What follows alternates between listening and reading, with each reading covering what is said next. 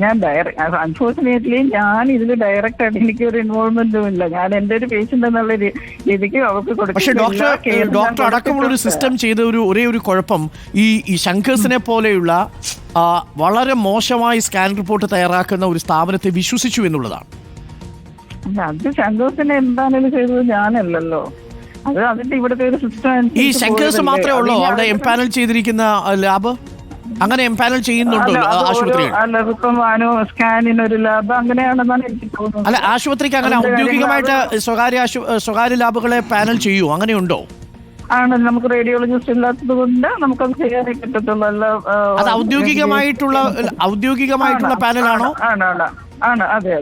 അതായത് ഡോക്ടർ സ്വന്തം താല്പര്യം പ്രകാരം വിട്ടതല്ല? അയ്യോ, ഞാനല്ല. ഇവിടെ 7 ഡോക്ടേഴ്സ് ഉണ്ട്. ഞങ്ങൾ 7 ഗൈനക്കോളജിസ്റ്റ് ഉണ്ട്. അതിൽ ഒരാൾ മാത്രമാണ് ഞാന്. അപ്പൊ ഞങ്ങളെല്ലാം അത് പാനൽ ചെയ്യുന്നതെല്ലാം അഡ്മിനിസ്ട്രേഷൻ. ഈ പാനൽ ചെയ്യുന്നതിന് എന്തെങ്കിലും നിബന്ധനകളോ ഒരു മാർഗമോ ഉണ്ടോ? ഒരു പ്രത്യേകിച്ച് മാനദണ്ഡം എന്തെങ്കിലും ഉണ്ടോ? ഡീറ്റെയിൽസ് എനിക്കറിയില്ല. കാരണം അതെല്ലാം ഒഫീഷ്യൽ കാര്യങ്ങളാണ്. നമ്മളിവിടെ സ്പെഷ്യാലിറ്റി പേഷ്യന്റ് കെയർ ആണ് നമ്മൾ മെയിൻ ആയിട്ട് കോൺസെൻട്രേറ്റ് ചെയ്യുന്നത്. ഡോക്ടർ ഒന്ന് നോക്കൂ, ഒരു സ്കാനിങ്ങിന് 5000 രൂപ വീതമാണെങ്കിൽ ഇത്രയും വരുന്ന എല്ലാ പേഷ്യൻസിനെ അങ്ങോട്ടല്ലേ നമ്മൾ അയക്കുന്നത്? 5000 ഒന്നും ഇല്ലല്ലോ. എത്രയാണ് അനീഷ്? 5000 താഴത്തോട്ട് 4500, 3500, 3000 അങ്ങനെ 5000 താഴത്തോട്ടാണ് സ്കാനിങ്ങിന്റെ റേറ്റ്. എല്ലാ ഈ ആലപ്പുഴയിൽ വരുന്ന പേഷ്യൻസിനെയും വിടുന്നത് നമ്മുടെ ഈ ശങ്കേഴ്സിലേക്കാണല്ലേ? അവിടെയാണ് എന്തായാലും എഴുതിയിരിക്കുന്നത്. നമ്മൾ അങ്ങോട്ടേക്കാണ് വിടുന്നത്. അവിടെയാണ് വിടുന്നത്. അത് ഞങ്ങളല്ല വിടുന്നത്. നമ്മള് ശങ്കേഴ്സിൽ വിട്ടിട്ട് ഒന്ന് ചോദിക്കണ്ടേ? ശങ്കേഴ്സ് വിട്ടിട്ട് ഇല്ല, നമുക്ക് ഒരു പ്രോബ്ലം വരുമ്പോഴല്ലേ പ്രോബ്ലം വരും. ഇതുവരെയും ഇത്രയും ഡെലിവറി ഇവിടെ ബാക്കിയുള്ള കാര്യങ്ങൾ കേസ് നേരിടൂ. ഡോക്ടർ, ഇത് ഞങ്ങളുടെ കൂടെ അഭ്യർത്ഥനയാണ്. അടിയന്തരമായി ശങ്കേഴ്സ് ലാബിലേക്ക് ഇനിയെങ്കിലും അല്ല, ഒരു ആവറേജ് ഞാനൊന്ന് പറഞ്ഞോട്ടെ, ആവറേജ് 100-150 ഡെലിവറികൾ കൂടുതൽ നടത്തുക. ഞാൻ വരുന്ന സമയം കഴിഞ്ഞ വർഷമൊക്കെ 200 ഡെലിവറി ഉണ്ടായിരുന്ന സമയമാണ്. ഇത് തന്നെയാണ് ഫോളോ ചെയ്തിരുന്നത്. ഇപ്പോഴും ആദ്യമായിട്ടുണ്ടായ ഒരു പ്രോബ്ലം ആണ്. അല്ല, ഒരു കാര്യം കൂടി ഡോക്ടർ ഷേർലി, അല്ല ഇതിപ്പം ഈ ജനിതക വൈകല്യം എല്ലാവർക്കും വരില്ലല്ലോ. ഇത് 100-ൽ 1 അല്ലെങ്കിൽ ഡോക്ടറെ നിങ്ങൾക്കത് ആദ്യമായിട്ടുണ്ടാകുന്ന ഒരു വൈകല്യമായിട്ട് പറയാം. പക്ഷെ ഞങ്ങളെ സംബന്ധിച്ച് 1-ാം മാസം മുതൽ 10-ാം മാസം വരെ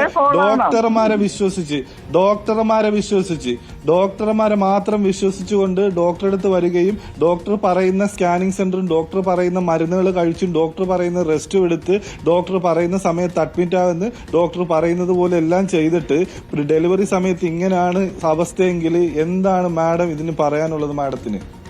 മാഡം ഒന്ന് ചിന്തിച്ചു കുഞ്ഞിന് വേണ്ടി മാഡത്തിന് അറിയാലോ. മാഡം എന്റെ അടുത്ത് പറഞ്ഞു ഹസ്ബൻഡ് ഇല്ലാതെ നോക്കത്തില്ലെന്ന് പറഞ്ഞു. ഹസ്ബൻഡ് ഇല്ലാതെ മാഡം നോക്കത്തില്ലെന്ന് പറഞ്ഞു. നോ ഹസ്ബൻഡ് എന്ന് മാഡം ഈ ചീട്ടിൽ മെൻഷൻ ചെയ്തിട്ടുണ്ട്. ഇത് കണ്ട, ഈ ചീട്ടിൽ മാഡത്തിന്റെ ചീട്ടാണിത്. കാര്യം എന്താ? ഹസ്ബൻഡ് ഇല്ലാതെ ഈ ചീട്ടിൽ എഴുതിയിട്ടുണ്ട് മാഡം. അപ്പൊ അന്നേരം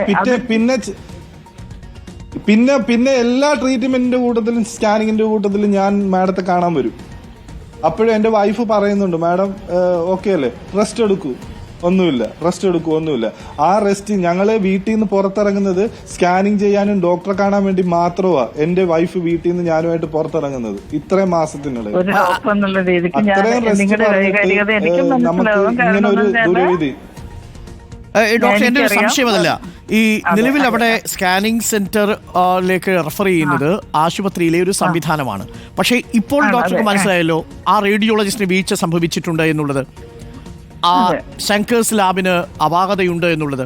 ഇനിയെങ്കിലും മാം അത് അടിയന്തരമായി ചെയ്യേണ്ടത് അങ്ങോട്ട് അയക്കാതിരിക്കുക എന്നുള്ളതാണ്. കാരണം ഇനിയൊരു അന്വേഷണം ഉണ്ടാകാൻ പാടില്ലല്ലോ. ഇല്ല, ഞങ്ങളത് ഓൾറെഡി സൂപ്രണ്ട് അത് ടേക്കപ്പ് ചെയ്തിട്ടുണ്ട്. അതിനുള്ള കാര്യങ്ങൾ ഒരു ദിവസം ശരാശരി എത്ര പ്രസവം ഇപ്പോൾ നടക്കുന്നുണ്ട് മാം അവിടെ?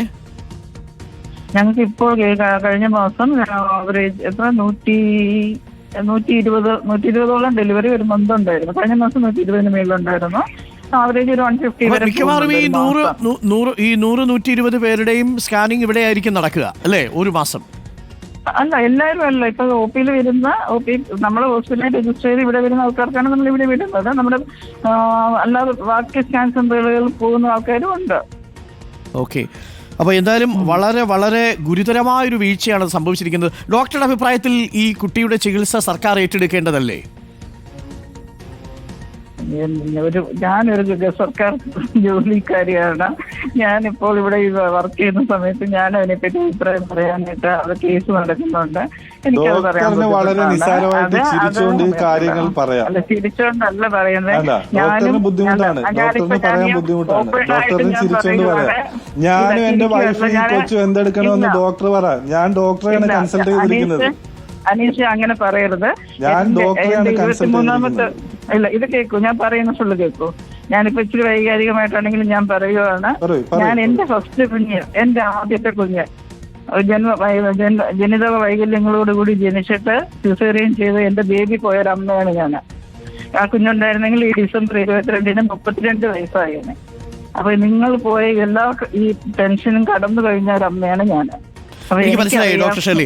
അത് ഞാൻ ഡോക്ടർ ഷേർലിയെ കുറ്റപ്പെടുത്തില്ല ആ വ്യക്തിത്വത്തിൽ. അനീഷ, അതിനകത്തൊരു പ്രശ്നമുള്ളത് ഈ കുഞ്ഞ് 32 വയസ്സുള്ള ആയിരിക്കും ഈ ഡിസംബർ 22-ന്. അതേ സിറ്റുവേഷനിൽ പോയൊരു അമ്മയാണ്. ആ കെയർ എല്ലാം ഞാൻ കൊടുത്തിട്ടുണ്ട്. പക്ഷെ എനിക്കത് സ്കാനിൽ മെൻഷൻ ചെയ്തിടത്തോളം കാലം എനിക്കത് കണ്ടുപിടിക്കാൻ പറ്റിയില്ല.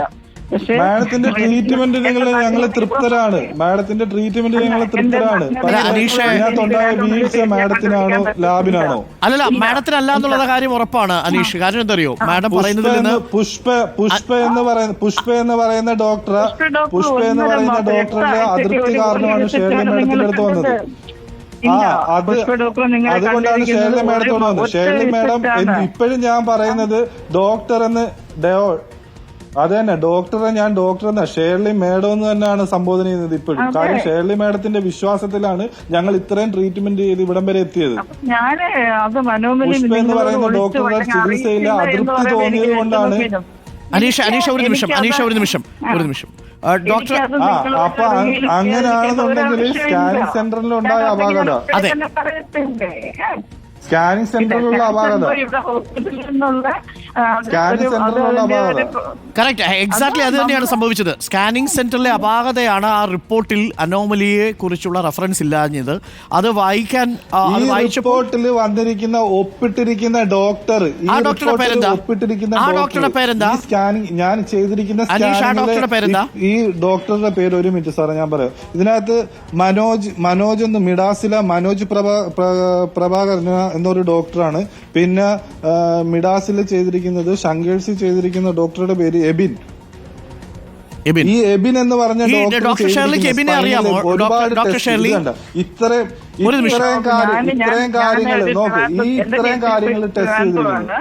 ഞാൻ ആലപ്പുഴ വന്നിട്ട് 2 വർഷമേ ആയിട്ടുള്ളൂ. ഞാൻ ഇവിടെ ഈ ഡോക്ടർ എബി അറിയാമോ? ശങ്കേഴ്സ് ലാബിലുള്ള ഡോക്ടർ എബി അറിയാമോ?